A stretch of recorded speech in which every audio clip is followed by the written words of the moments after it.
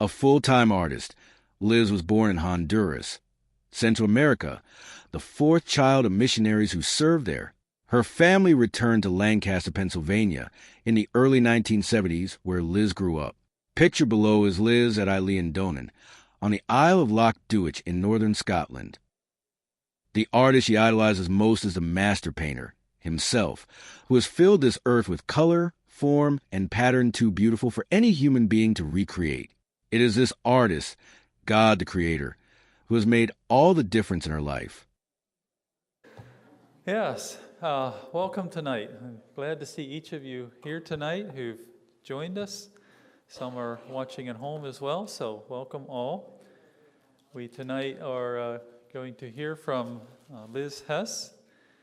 In some ways, those of us who either live or work here at Garden Spot Village have had a bit of an introduction. We've had Liz's artwork here on Main Street, down the hallway a bit. I think, was that the month of July, Liz? I think, okay? June, I'm sorry, thank you. And then in July, we've had her sacred art collection here in the chapel lobby, which I have personally enjoyed, and I've just observed from my office here nearby, also the conversations and the interest that has generated. A word about that before I go on. We had planned to have that here for the month of July and then have our event tonight, and then we would go with Liz. Liz just informed me today that we are welcome to have that here for a while, indefinitely. So we thank you, Liz. We will enjoy that. And obviously at some point we'll probably make a transition, but for now we will have the joy of looking at that and just, contemplating, thinking about what all that represents to us. I am not an artist. I appreciate art. I've said already, the only thing I can draw is flies, and that's when I'm sweating. So I'll make that confession tonight as I do my introduction of an artist who is well known and appreciated, that's not my talent. We all have different gifts, and God gives those accordingly. And it is a blessing tonight, though, to know that God has gifted Liz in a special way with art, and the way that Liz has used that throughout her years and continues to do that, to tell the story of Jesus, and particularly the theme that I notice in much of her artwork, the King of Kings and Lord of Lords, the triumphant one. Just a blessing. And I find, as I appreciate art, as I can appreciate the gifting and so forth, that art tells a story, and it does that in a way that I don't think any other medium can do. And in that way, it contributes not only to our own story, but has this beautiful effect also on our culture. I think artists today have a special place in what the term has become, caring for culture. It's becoming a more popular term. The gift of art and those who are gifted that way, and how that is a healing application to so much in our culture today that needs healing and God's touch. So Liz, we welcome you here tonight. We are grateful for your presence and availability to join us. And as you share your story and some of the stories of your artwork, we trust that we each will be in that place of receiving a wonderful blessing, even as you yourself are blessed as you share. Let's just ask the Lord to bless our time. God, we thank you tonight for this occasion once again that brings us together in acknowledgement and celebration of who you are, and particularly in a way that is revealed through the work of Liz and her artwork. We are grateful, Lord, tonight for gifting and her particular gifts that you've given, and her sharing those in many and generous ways. And we trust in this time, once again, that as you are honored, the blessing will be for each of us as well. All this we ask in your name. Amen. And let me just say that before Liz comes, she's going to do her presentation. I think we'll take a bit of time for questions. Afterwards, I'll have a mic. Some of you have found your way to the table here. There are prints and cards for purchase. And Liz has shared with me that tonight 20% of the proceeds she's going to return to our benevolent fund here at Garden Spot Village. So once again, thank you, Liz, for your generous gesture in that way, and welcome. Well, good evening. Obviously, Chet is taller than I am. How many of you have ever heard me speak before? Okay, only a few. That's good. You won't be too bored then if there are some things that I end up repeating. Anyway, people always ask me two questions. When did I first start to paint or know I was an artist? And number two, what is the story or the significance behind the red umbrella? How many of you know that my signature in many of my pieces is a red umbrella? Oh boy, okay, that's like 98% of the room. So I'm going to attempt to answer both of those tonight. First of all, I think I came out of the womb with paintbrushes in my hands. I don't ever remember learning to paint and draw. It was just something I always enjoyed doing. And you know, all children love to paint and draw, don't they? All little children, you can put down coloring books or pieces of paper and they will draw and color. And Picasso had a very famous saying. He said that all children are artists. I just never grew up. So that would be the same for me. All children are artists. I just never grew up. My first lesson with jealousy actually had to do with art when I was in kindergarten. When I never understood that possibly maybe I colored better than other children until I got to kindergarten. And when we would color, when we had time to color and the teacher gave us things to do, the children would often, my classmates would often gather around me and watch me color, and they would ooh and ah. And then it began to dawn on me, well, do I maybe color better than the other 5-year-olds in my class? But one day, there was a little girl sitting beside me. Her name, I still remember, Benita Zimmerman, frail little sweet thing. And that particular day, all the kids were gathered around her and looking at her picture and oohing and ahhing, and I got very jealous. So when she got up to use the restroom, I took my crayon and I scribbled all over her painting. Now, this was 1970. I was 5 years old, and teachers were allowed to spank. So I got a spanking that day. And my parents, the philosophy at home, and I think many homes then, they supported the teachers. So the philosophy was, however you got punished in school, you got the same thing when you got home. So I got 2 spankings that day. So that was my first lesson in jealousy. Can you believe I did that to sweet little Benita Zimmerman's picture? Learning how and how not to handle jealousy. Anyway, my parents were very supportive of my art. I grew up on the mission field. My parents were missionaries in Honduras, but they came back to the States when I was 5 years old, just in time to start kindergarten. And my father then was ordained pastor, and later he was ordained a bishop. So I grew up in a minister's home. But they were very supportive, and they understood that drawing and painting were what I liked to do, and honestly, it was a great way to keep me quiet and out of trouble. And so, you know, birthdays and holidays, Christmases, little paint-by-number sets would show up, or anything like that that encouraged my art, and I loved it. And in church, my father, of course, was up front preaching, and I was sitting in the first or second row with my mother.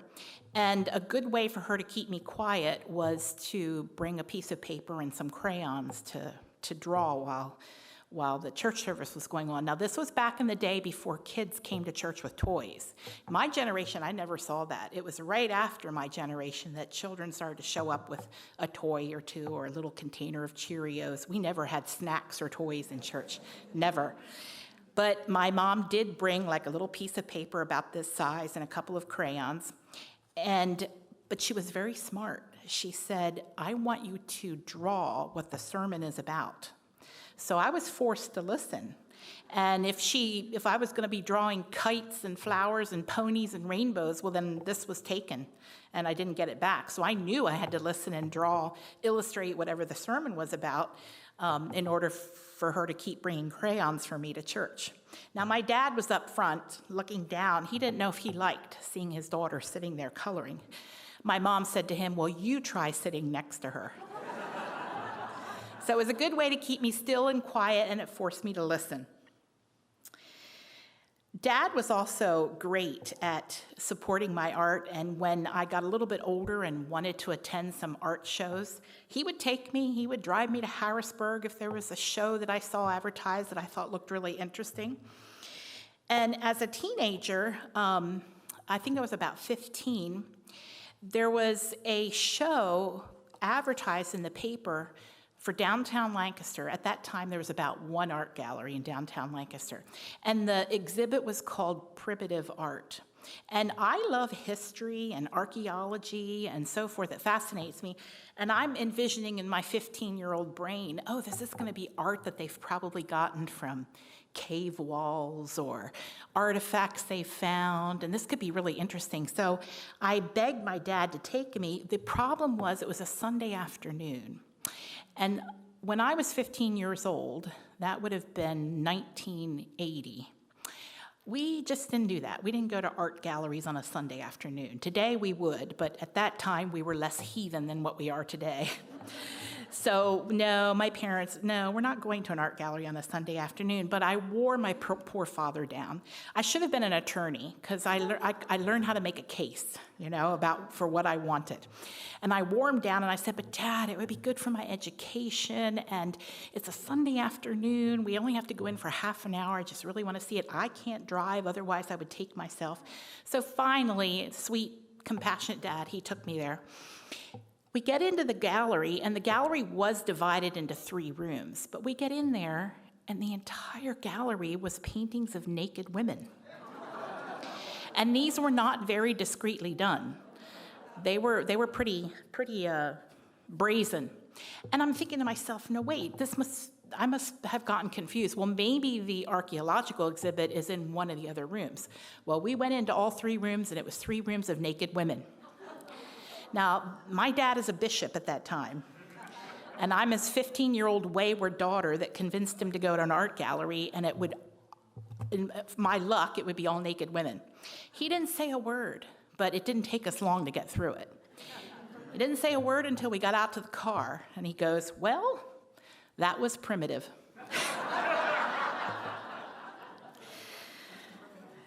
Years later, I remember this as if it happened yesterday because I was so traumatized, but years later, I brought this story up to him. He had completely forgotten about it. Either the whole thing was so unremarkable that he never remembered it, or he just blocked it from his memory, one of the two, but he never recalled it, but I surely did because I was horrified. Fortunately, the church people that we would have associated with, none of them would have been caught dead in an art gallery, so nobody found us out in our circle. I was a strange child. I loved designing houses and building plans, and when I grew up, I wanted to be an architect. And in high school, I was well on my way to a college of art and design. I had registered and applied to Pratt Institute of Art and Design, and I had actually gotten a letter back from the dean and was going to go up and visit, and then God interrupted my life. Now, I was brought up in a Christian home. So of course, I knew everything about God at that time. And I, would have said, if you would have asked me then if I followed God, of course I did. But he really interrupted my life in a very special, real way and came into my heart and took over my life, which is what we all want to happen in our relationship with God. My plans greatly changed at that point in time, right after high school. It didn't mean that I couldn't go to art school or go into architecture, not at all, but my desires and interests changed. I was still an artist, I'll always be an artist, but I had an interest in going into mission work. So through the course of many events that happened, God led me to, of all things, above the Arctic Circle in a small village in Lapland, Sweden. So I spent 8 years up there above the Arctic Circle and absolutely loved it.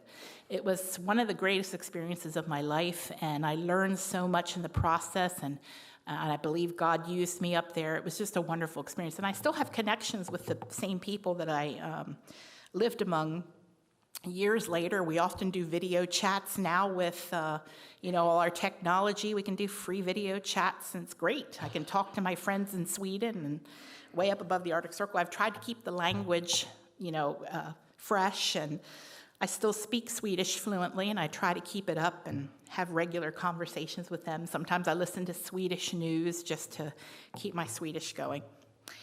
God knows us so much better than what we know ourselves. And I had dreamt of being an architect, but I didn't realize how much math is required to be a good architect. I'm horrible at math. If I would, now that I know in hindsight, if I tried to design a building using any math skills I'd had, my buildings would fall over. So God knows us, and of course I'm an artist and I love art, but he knew what would be best for me and totally led me away from architecture. I put God first in my life, and he made my life so much better as a result than what I could have chosen or wished for myself. Anyway, in 1995, I came back from Sweden, and I came back because both of my parents were having major surgeries. My father was having a hip replaced, my mother a knee replaced. And I thought, well, I'm going to come back for the summer and just help them after their surgeries and then go back to Sweden. But it became clear when I was over here that I needed to stay. So that was when I officially came back from Sweden after 8 years there. And of course, I had been gone for all those years, didn't have a job. And someone at my church who had an art gallery and knew I was an artist, though at that time I was not working as an artist at all, but she knew I had an interest in art. She invited me to work at her gallery on Saturdays, because none of her employees wanted to work on a Saturday. And you know who that person was? I give her all the credit for getting me into the art realm professionally. She lives right here on this campus, Shirley Wenger. Yeah, she had a gallery in the village of Intercourse. Later it moved to above Miller's Smorgasbord restaurant along Route 30, and she asked me if I would be interested in coming and working on a Saturday there because she needed extra help. So my first job there was I just sold other artists' artwork because she represented a couple of different artists and she had a frame shop there and so forth. So I kind of just learned the gallery trade, and it was all thanks to her. And one day she said to me, you're an artist, why don't you paint a little painting of the kind of genre that we sell here, and we'll frame it and we'll see if it sells. So I did. I painted a little something. I don't even remember what my first official painting was, and it sold right away. So then she said, well, now do 2 this time. That's how it started. So I worked there for 12 very happy years. I was so happy working there. And then she did retire, and the business eventually sold. And at that time, there was another artist that also was selling his work through her gallery. His name was Freeman Stolzfus. Do any of you know Freeman Stolzfus' work? Yes. So he and I are great friends. We've traveled together, doing art trips together. Then when we'd come back to the States, we would show our work and do exhibits together. Well, at that time, he mentioned to me that in downtown Lancaster, there was a section of the city that was just starting called Gallery Row. And there were only 1 or 2 galleries at that time. And then, eventually it grew to about 15 or 18 galleries. Why don't we go and check it out on a first Friday? So he and I went downtown on a first Friday, and we just loved what we were feeling down there, the energy on the streets, the enthusiasm about art. And of course, since the gallery where we were working, it had sold and it was transitioning, he and I decided to open a gallery together. So our first gallery together was in 2006, and we called it a French name called Deux Amis, which is for 2 friends. And that was the gallery we opened together, where my gallery was then the last 20 years. The gallery that I've had there on Gallery Road, that was the first one that he and I opened together. Now, when we opened, he did say to me, are you okay with, if we open this together in about 2 years or so, I would like to move to New York City. I would really like to get into the academy there. So for me, this is just a 2-year venture that I foresee. Are you okay with that if we open this gallery and I clock out after about 2 years? Sure, I said, we'll see where we are. Maybe I'll close after 2 years. We'll see how it goes. Well, we opened it together. It went phenomenally well. We both grew. And then he did get the opportunity to move to New York City and study at the academy. So I bought out his share of the gallery, and I kept the name for a full year. But what was happening was people were coming downtown and they were asking the other galleries, now where is the gallery that has the red umbrellas? Or where is the gallery that Liz Hess has her artwork in? So I realized that I needed to change the name. I wasn't going to. I was going to keep it always as De Ami. But I decided to change the name to make it easier, and so I did call it Liz Hess Gallery, and I put a big red umbrella on my sign so people couldn't miss it. So it became Liz Hess Gallery in 2008, and it remained that then till I just closed it and sold didn't sell the business, but sold the space and so forth and the contents about 1.5 years ago to another artist. And the reason why I did that, I was there for 19 very happy years. I would have had that till the day I died. I loved it. But God has interrupted my art once again.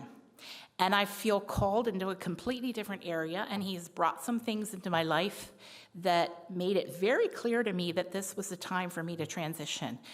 I took a full year to think about it, pray about it, talk with people that I really regard and respect their opinions before closing, because it was a wonderful business, and if you look at it just straight on, you think I made one of the dumbest decisions of my life.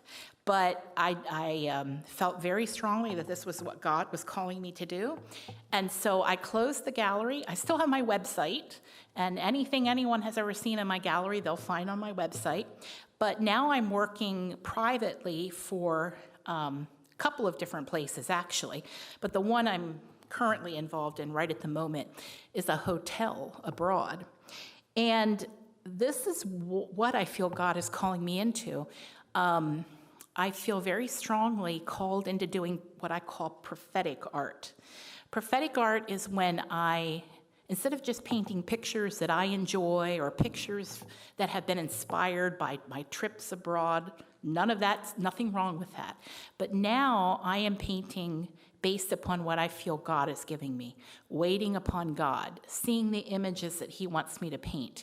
And so doing more inspirational and what I call prophetic art. And the reason why I call it prophetic is because many times he gives me a picture, and when I start to paint, it greatly evolves. And I watch it sort of almost being created in front of me, almost like third person on the canvas. And that is much of what you see out here in the lobby. I call it my sacred collection. It's also called my prophetic collection on the website. And all of these are paintings that I've waited upon God for.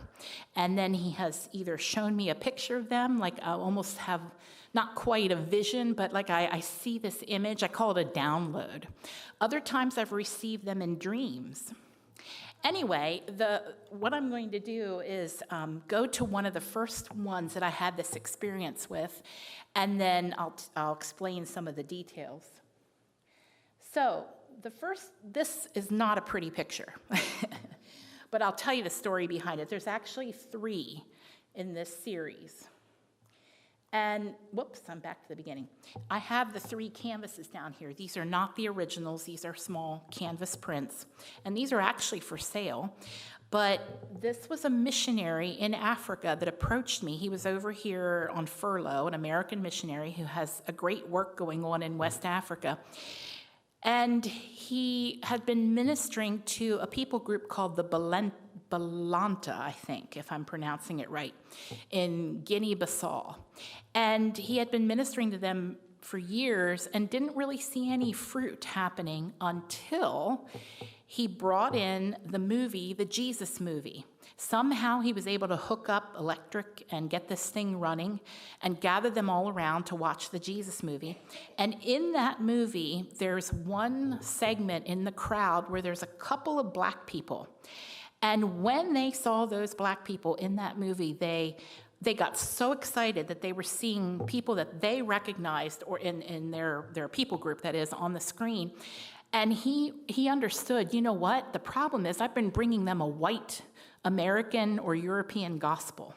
He says, I have to change this. So he approached me when he was back in the States. He came into my gallery one day and said, would you be interested in illustrating the story of the Exodus? Because he says, I really feel the Exodus story relates so well to them. They are held in bondage, just like the story of the Exodus with the Jewish people held in bondage in Egypt. He said the Balanta are held in bondage by their ancestral worship, the demons they worship. And he said, could you illustrate one, I want 3 pictures, one of them in bondage, then 2 being set free, and of course the cross is what sets them free. But he said, I often find that when they are set free, instead of suddenly having wonderful lives that they're living in the Lord, they often go through a great exodus, a great desert time, because they have to let go of a lot of things that were important to them, like spirit worship and ancestral worship, and even the bondage is falling off. They often go through a desert time. And then he said, the third one I want to be when they arrive in the promised land. And it doesn't have to mean just heaven. Of course, that's the ultimate. But even in the promised land, spiritually speaking, like once they start to really walk with God and God does a lot of work in their lives. So going back to the first one, I created, in this picture, I did some little abstract pyramids because even though this is not in Egypt, it was supposed to sort of correlate to this Bible story that he would be telling them about how God led the Jewish people out of Egypt. But as you can see, they're held in bondage. There's chains around their necks. And when I was painting this, now I want to tell you, I have no experience with the Balanta culture. I have no idea who they are other than they live in West Africa. And when he had commissioned me to paint these, I was lying in bed one night and I was about ready to fall asleep and I just saw these images appear before me. I was not dreaming. I was not having a vision. I was just having kind of a download. Because when he had commissioned me to do this, I really hesitated because I didn't know how. How am I going to illustrate this for him using African characters, but also, making it more modern and so forth. But I saw these images come into my brain and this big demonic being. And then in the second one, they're being set free by the cross, but if you see the cross, the colors on it should be reflecting what it's facing, which is the red and the orange over on that side. But instead, it's reflecting who Christ is, which is the color on this side. And then as they're set free, they're starting out, but they're going through the desert. Up ahead are the hills, and the moon kind of represents the dark night of the soul that oftentimes can happen when people first start to follow Christ and, they're learning and plowing their way through. But then, of course, Christ is beckoning them kind of diffused up there in the sky. And then they arrive in the promised land. They see Jesus, and they can throw off their staff. They're being set free. And as I was painting this, again, I saw these images, but I didn't necessarily see every detail. I just saw the concept. So as I was painting this, I was thinking, okay, I want to paint a lush garden, but I have no idea what their geography is like over there, but I can't imagine that they live in a lush garden setting. So what do I paint that they can relate to? Don't want to paint apple trees and lilies because that's probably not foliage they can relate to. So I did make the background kind of abstract and green, but over on that side, I painted that old craggly tree and just put a couple of red, fruits on it, abstract kind of with some foliage. Well, when the missionary came back, he gave me a whole year to get these done. And then when he returned to the States to receive these, I had kind of an unveiling at my gallery. Well, when I unveiled this one, the first one, he got so excited. He said, did you know that in the middle of their village, there's this fenced-off area where they have a big demonic figure like that in the middle of this area, and it's very holy to them. They don't go near it, but it's there to remind them who rules the village. Well, I had no idea, but I had seen in my brain, God had given me this image.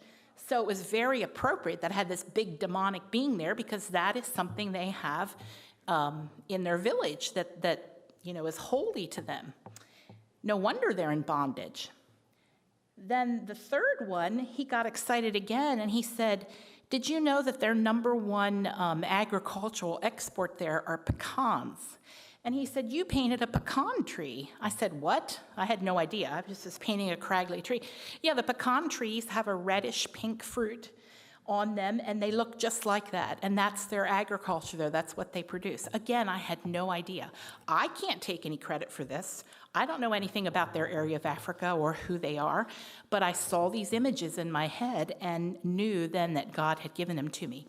This was my first encounter really with what I call prophetic art, which is where God gives me an image. I don't necessarily understand why or what, but if I obey, then he uses it to bless people.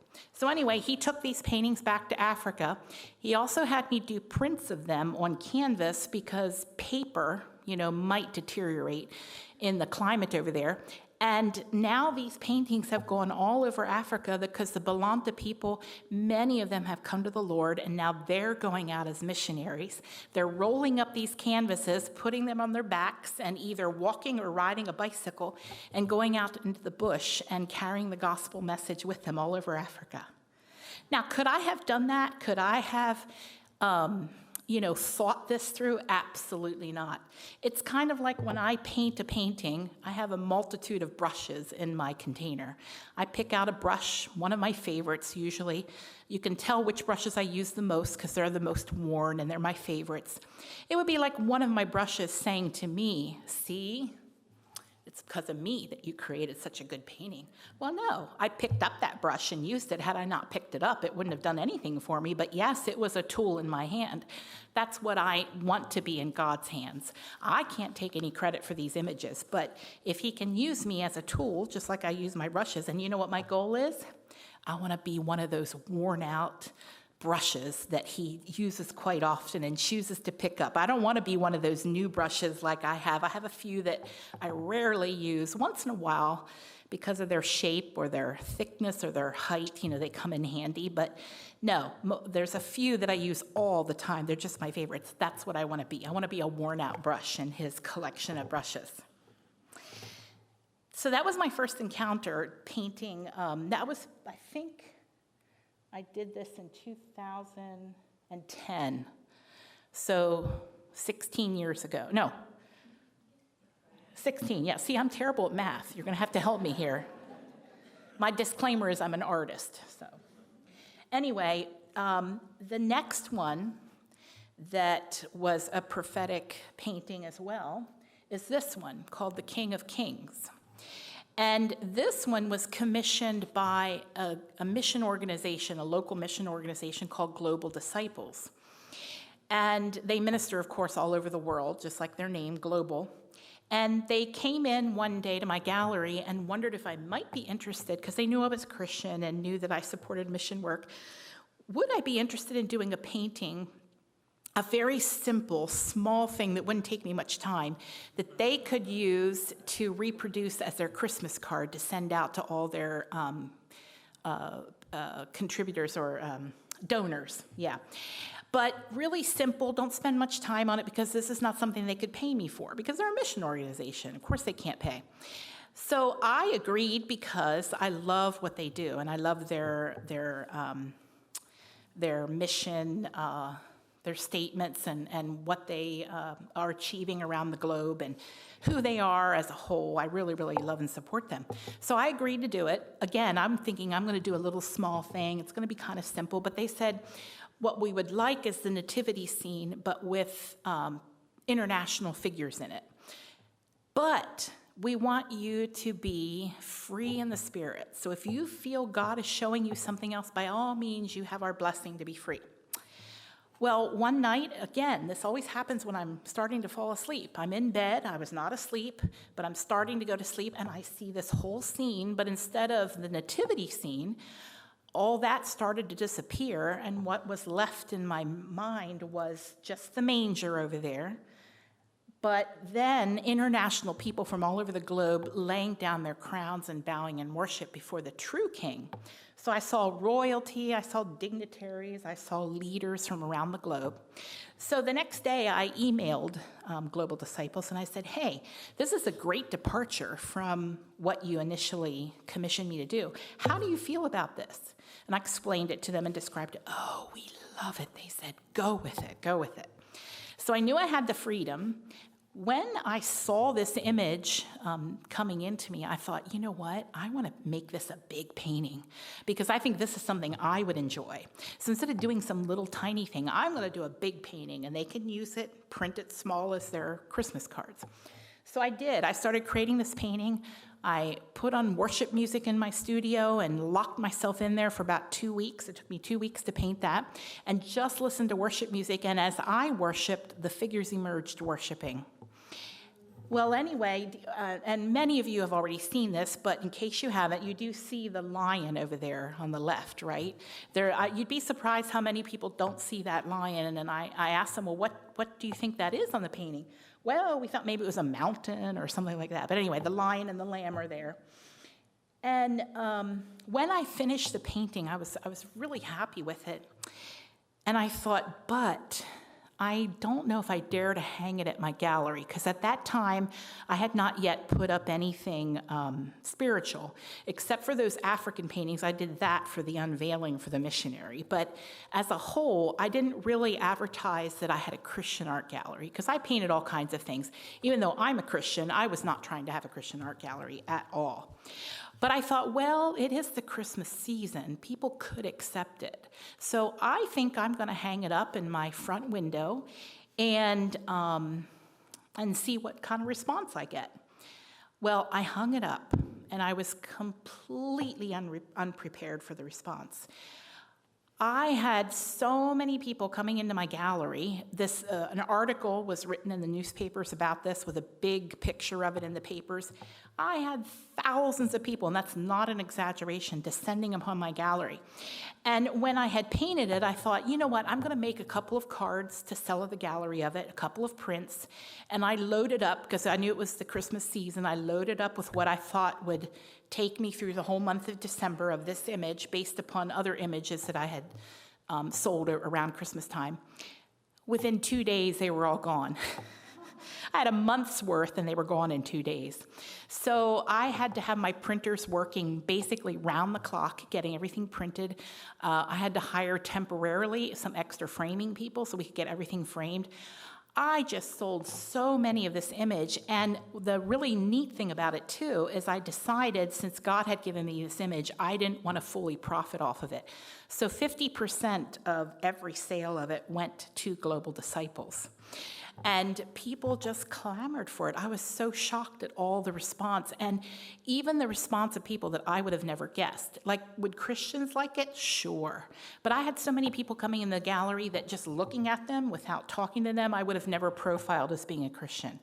And they came up with tears in their eyes and wanted to purchase it. Anything from the most scary-looking man with covered in tattoos and piercings everywhere comes up with one of them in his hand, trembling and crying because it moved him and he wanted one, to one of Lancaster's most premier attorneys. I know who he is, and he had wet eyes coming up wanting to purchase it. Again, I could never have predicted that or have been able to reach people like that.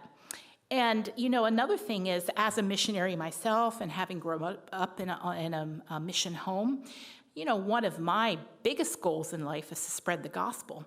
Well, had I gone outside of my gallery and stood on the street and stopped people with tracts and tried to witness them, well, they would have fled. But putting something like this in my window brought them all in. So the cleverness of God, you know, accomplishing things that I could never accomplish on my own.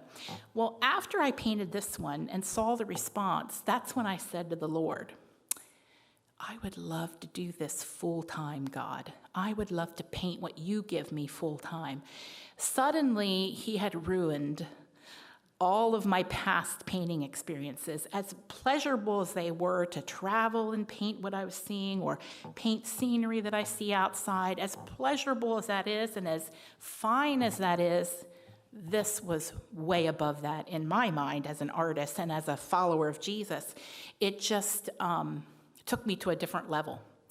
I said, God, I would love to do this full time, but how? Kind of forgot about it until the following year when Global Disciples came back to me and said, well, since you enjoyed painting that and we got a nice card out of it, would you be willing to do this again? And at that time, I was actually taking a trip to Israel, and they knew that. And they said, you know what would be really fun is if you would get inspired by something over in Israel, and could you create a painting from your trip that we could again use and use as a card? So I told them I would consider it. Well, the interesting thing is I was sitting on the plane on the tarmac in New York, getting ready to take off, and I got a call, still had phone reception. And it was a dear lady, an older woman, actually, who lives in the York area. She knew I was traveling over to Israel. And she said, could I pray with you before you take off? Sure.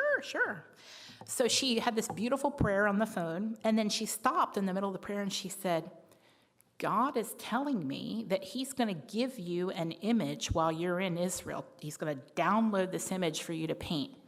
Now, this was 2017, and she's an older woman. And I thought to myself, it's interesting that she would use the word download. Today, download is very common. Back in 2017, it was still kind of a new word. That was almost 9 years ago.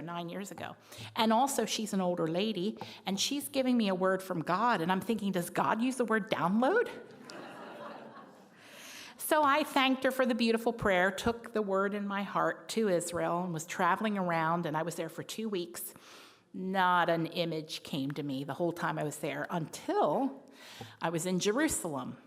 And I stayed at a place called the Jerusalem House of Prayer for All Nations. I was there for 3 days. It's up on the top of the Mount of Olives. And all that they do is 24 hours of prayer and worship. People come from all over the globe and they sign up for a time slot, like an hour or 2 hours. And all they do is pray and worship during that time. So there's constant prayer and worship 24/7. At the center. Well, anyway, I was invited there because the person who owns it is my third cousin, Tom Hess. How many of you have heard Tom Hess from Jerusalem? Have any of you? Okay. Well, anyway, he's a Lidditz native, but he's been living in Israel now for 45 years.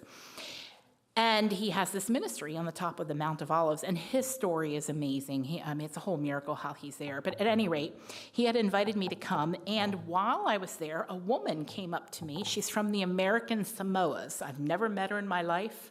She's there in the ministry, and she comes up to me and she says, I need to pray for you. The Holy Spirit says he's going to download an image for you to paint while you're here. The exact same word, but an ocean apart. Well, that night, I was playing a game. The friend that I was traveling with, we were sitting at the kitchen table and we were playing a game at the table. She says I spaced out. Suddenly, I see this image coming in, and I said to her, quick, get me a pen and paper. I have to write down what I'm seeing. So I started seeing these details coming in. And then at 3 a.m, I woke up with a start and I saw more details and wrote them down. And then the following day, I was actually sitting at a cafe drinking some coffee in the old city part of Jerusalem. And how quintessential. I was sitting under an olive tree, drinking a cup of coffee, and the rest of it came in.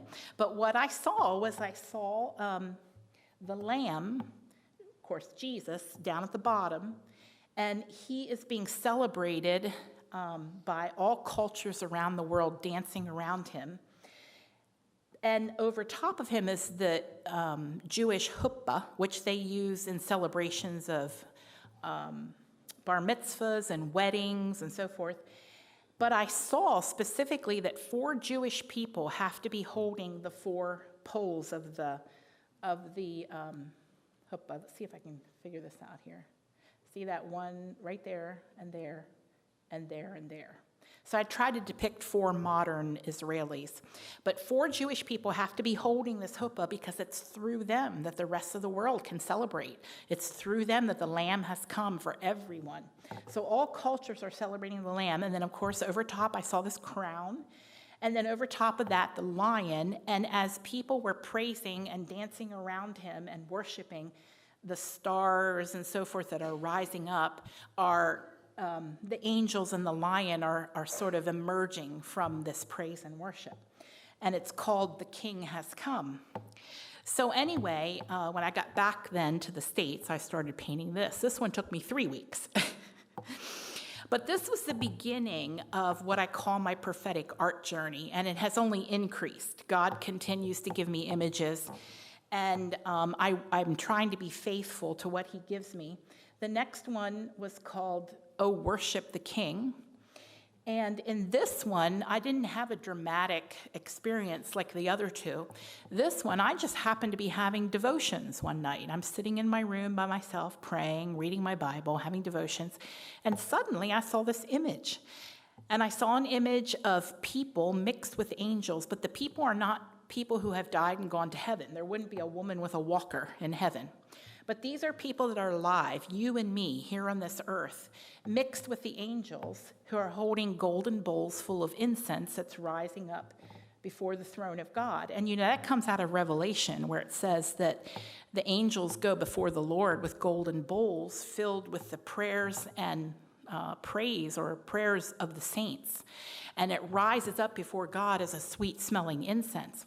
Well, the Lord showed me that those of us who live in intimacy with him, we don't need an angel to carry in our bowl. We are holding our own golden bowls before the throne. So many people around the world that pray to the Lord or worship before God, the angels carry in their incense. But if you live in intimacy with God, you're carrying in your own bowl. So the people represent people that are here alive on the earth, also standing with the angels, lifting up their censers, their bowls of incense before the Lord, including some that are bowing in the foreground. This one is not necessarily a pretty picture. This was a dream, and it was a very dramatic dream. I don't have nightmares, but I dreamt one night that I was standing before a huge tree. And at the base of the tree were these rabid, terrible-looking dogs with salivating and foaming at the mouth. And as I got closer to the scene, I saw a man in the tree, and he was looking down at the dogs, terrified. As I got closer to the scene, though, suddenly I could see, and it might be kind of hard for you to see, you will see it on the original out there a little bit better. But as you get closer to the tree, whoops, I just turned it off, sorry. There are angels that are hidden, camouflaged in the tree all over. There's some right there with his arm and the sword. There's one there, and it is hard to see on this image, I admit that. But I saw that the whole tree was camouflaging angels, and they were holding him up and protecting him. And I kept thinking to myself, why is he focused on those dogs, which are terrifying? He should turn around and see what's holding him up. And he was just out of reach of the dogs. They couldn't get him. He was a couple of inches above them. So he was safe, but it was terrifying to look down at these dogs. And he didn't understand, or he didn't look at what was holding him up and protecting him. So in the scene, in the dream, I thought to myself, I need to paint this. This is in my dream. Do I paint it looking straight on? Do I walk around? And I walked around the tree and looked at it from the side. And then I woke up.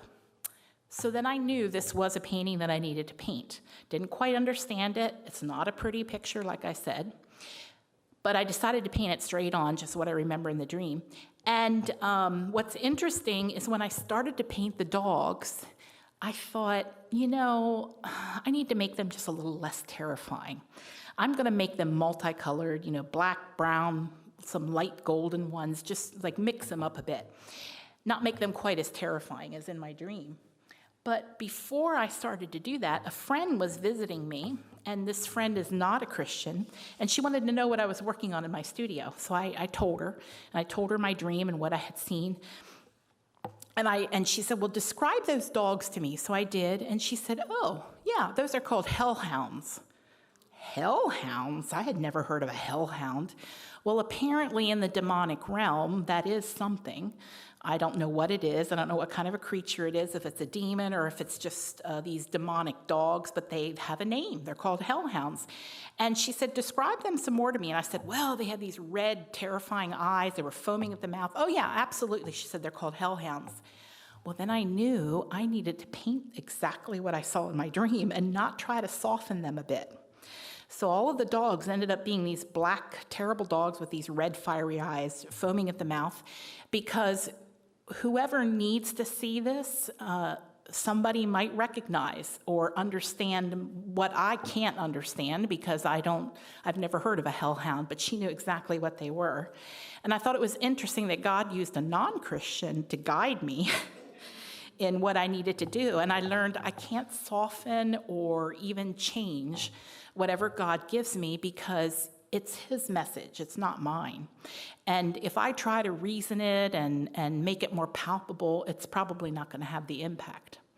So anyway, this was another example of an image that God gave me.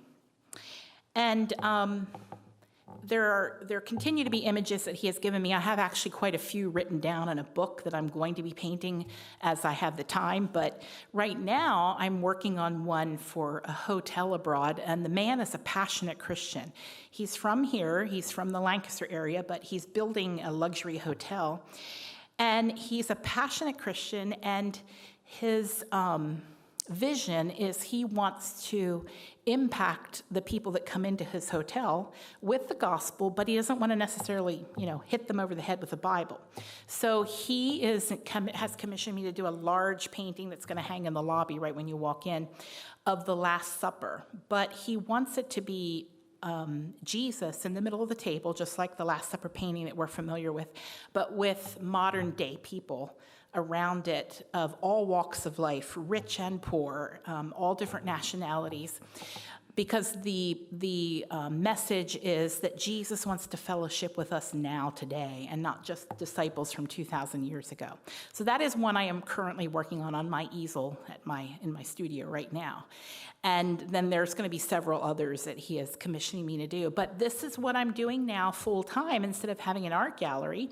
Never dreamt that when I said to God back in 2016 when I did the King of Kings painting, I would love to do this full time. Never knew what that would mean.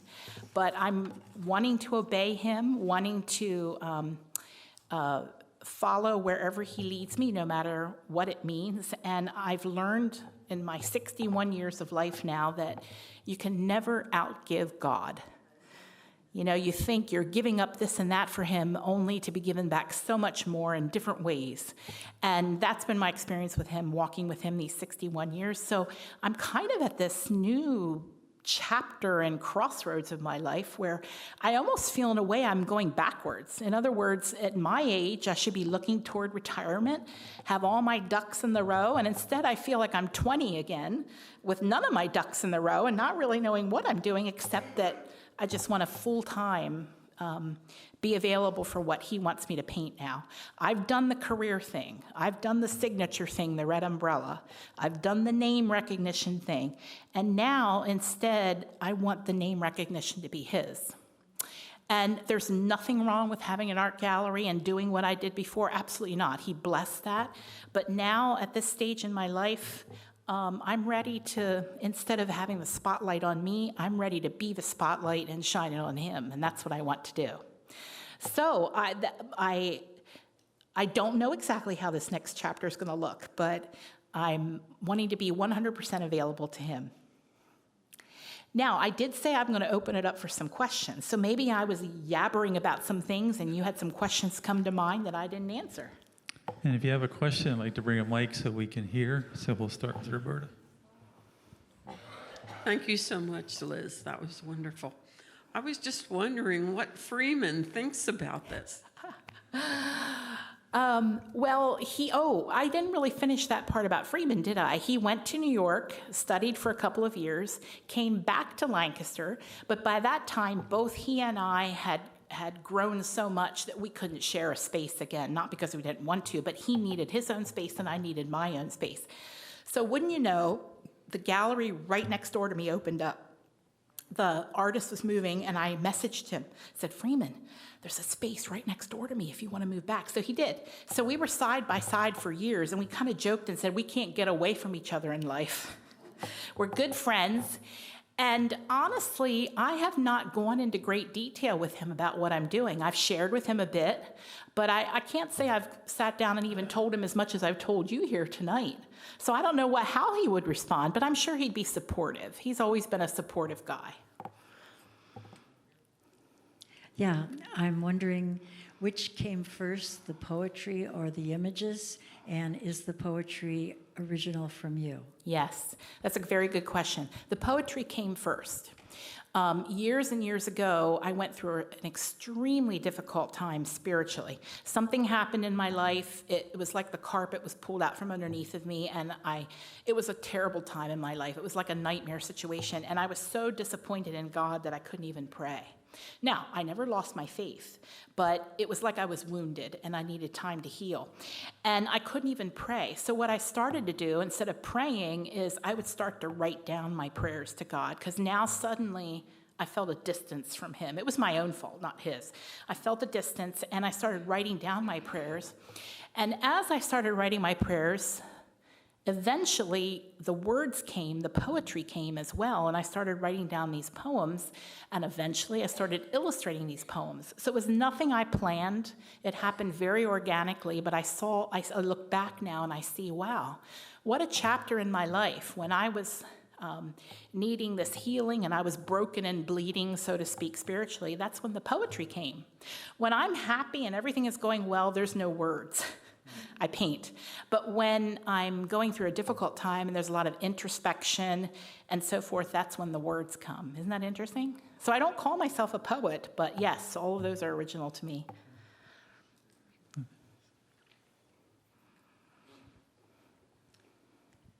Thank you, Liz. Tell us about the red umbrella. Okay, yes, you know what? I said I was going to do that and I didn't. Well, thank you. Thank you for reining me back in. Yeah, the red umbrella also started very organically without me trying it. The first time I ever painted one, I had gone on a painting trip with Freeman and another friend. We were 3 people. And when we came back, Freeman and I did this exhibit together. And in one of the paintings, it was our Italy trip. In one of the paintings from Venice, I decided to add this red umbrella to the painting. It was because it was a snow scene, and Venice is very far north in Italy, and it can snow there. And the day, it was a gray, kind of dreary, drizzly, snowy day, and the colors were very kind of depressing. But I love the mood it created. But I thought, you know what? I got to get some color somewhere in this painting, or it's going to be too dreary and depressing. Well, since it's snowing, I could justify somebody holding an umbrella. I could get color in that way. Should I do yellow? Should I do blue? Should I do a striped one? Oh, maybe I'll do red. So that's how it started. I didn't even plan it, didn't try it. It entered in my work. It kept growing. And the next time I took a trip, the following year, I went to France. And this time I did 2 or 3 red umbrellas. Well, after a couple of years, I was doing all red umbrellas. It was no longer 1 or 2 or 3, but the whole exhibit was red umbrellas. And so it again, that happened without me trying it. I'm not smart enough to think up a signature. The signature found me. And then what I learned was a couple of years later, I read somewhere, and I didn't know this when I had started it, that if you want to be successful as an artist, number one, you do need to create a signature or a look that everybody recognizes you for. For example, whether you love him or hate him, everybody knows a Thomas Kincaid painting, right? Because he has the little cottage with the lights and the flowers. That's his look, that's his signature.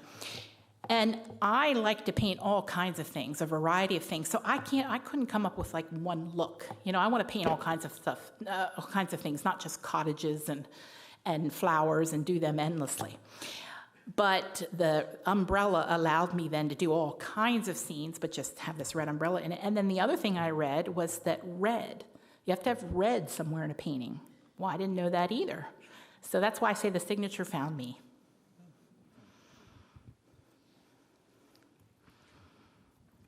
When I first saw this painting out there, it made me think of, I think it's a Lion and the Witch and the Wardrobe. Oh, the Lion and the Witch and the Wardrobe, yeah. Where the wolf comes after Susan, and she runs up a tree, and he's chomping at her.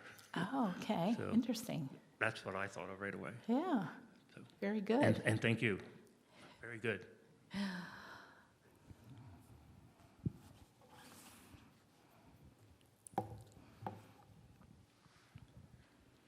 Your reputation has gone ahead of you, and I was in your studio downtown.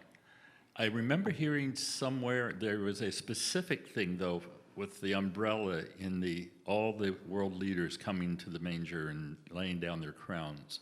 Is there a story behind that particular red umbrella? Yes, that's a good question. I didn't touch on that. So when Global Disciples first asked me to create this, they said, now you know, you're welcome to put a red umbrella in it somewhere. And I thought to myself, and I even said to them, oh, I don't think so. That wouldn't be appropriate in a nativity scene. And, you know, my red umbrella doesn't have to be in everything.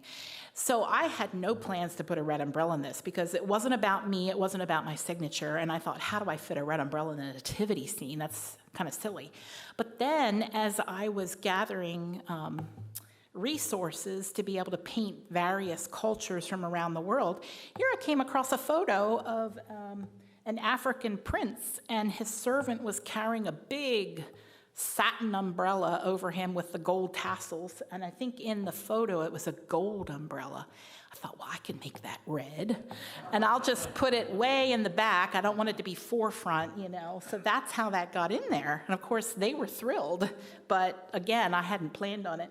And then in this one, I found a way to put it in through like an oriental parasol, yeah. Now in this one, there is none. Well, yeah, I have a red dress, but no red umbrella, yeah. So the red umbrella does not have to be in 100% of my work. And in fact, now with my new focus and what I'm doing, I'm kind of laying down that signature. It doesn't mean I'll never paint it again, but it's not what I'm emphasizing any longer. So I usually tell people, if you have purchased a red umbrella painting from me in the past, it should go up in value now because I'm not adding to the collection.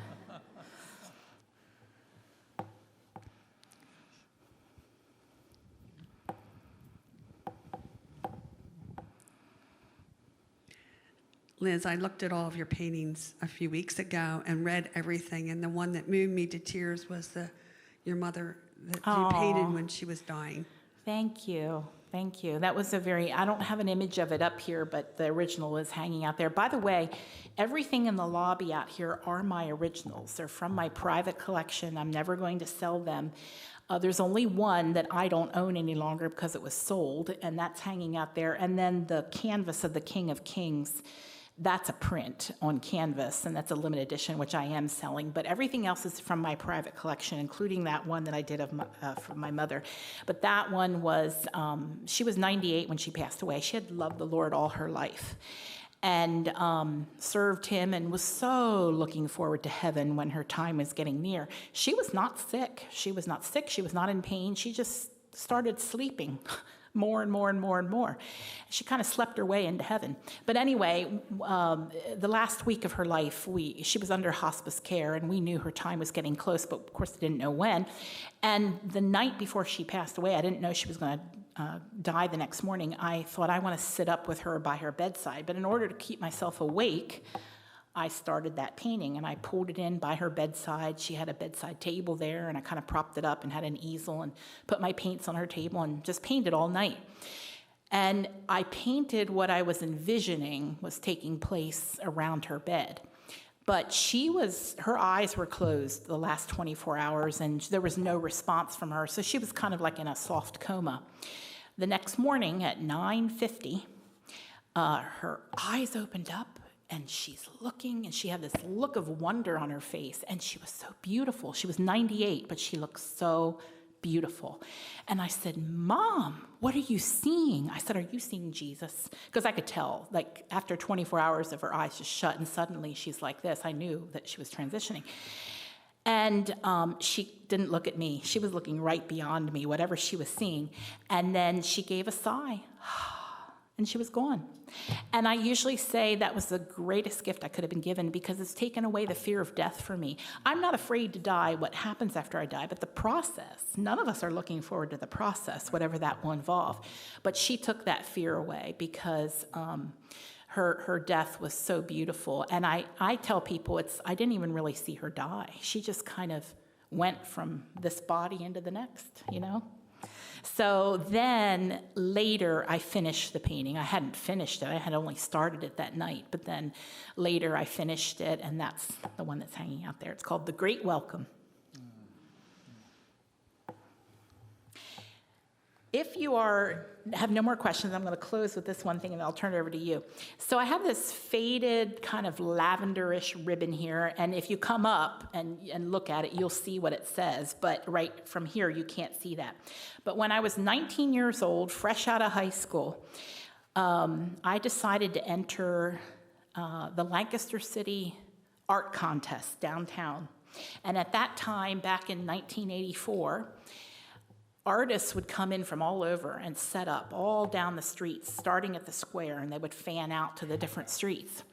And I applied, got accepted to enter, and silly me, I'm 19, have no experience in art other than I love to paint, and I came with 2 paintings. They were big, but 2 paintings that I had done. And you know, I didn't even own an easel at that time. So I came with a couple of folding chairs and set them up and set my paintings on the folding chairs. And all around me were these professional artists with beautiful booths and stands, and they had names and placards, and I had nothing. I had folding chairs and a couple of blankets that I put over them so they'd look a little bit decent. And they must have just looked at me and wondered what I was, but I guess they saw I was pretty young, so they probably pitied me. I won the first place blue ribbon that year, and it was blue, and it has faded to a lavender. But when the judges came around, they awarded one of my paintings the first place.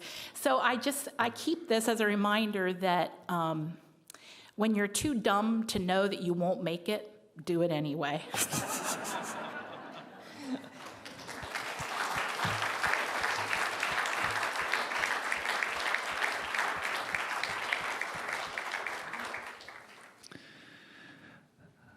Liz, it hardly seems that thank you is enough, that thank you for this time tonight. I think I could speak for many, if not all of us, that this is a night we will not soon forget here at Garden Spot Village. And thank you for being faithful to God's call in your life, for being that spotlight that shines a light on Him, and for the way you bless so many with the gifting He's given you. If you haven't had a chance to look at the prints and the cards, please do that, and we will consider ourselves dismissed. And once again, thank you, Liz. God bless you.